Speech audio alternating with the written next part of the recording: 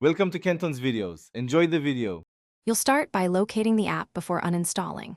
Open the app library or all apps view and search for the app name. This ensures you target the right package. Once you find it, long press the icon to reveal actions. That's quicker than digging through settings. Make sure it's installed and not simply a disabled shortcut, because removing a non-installed shortcut won't uninstall the app. If the icon won't appear, move to System Search to confirm installation and package ID. Once located, long press and choose Uninstall or Remove App. That initiates the removal workflow and preserves settings for apps that support it. If the long press menu lacks Uninstall, open Settings, go to Apps or Applications, find the app and tap Uninstall there. This handles system and background services cleanly. Review storage and permissions to understand what will be deleted.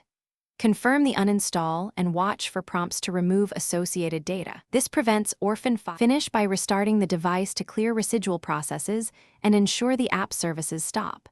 After reboot, search the app library or visit the Play Store/App Store page to verify the app shows as not installed. If uninstall fails, make sure the app isn't a device administrator or protected profile. Revoke those privileges in settings first. If problems persist, clear the Package Manager cache or Safe Mode uninstall. Then retry the removal to fully complete the process. Thanks for watching. Consider subscribing if we helped you.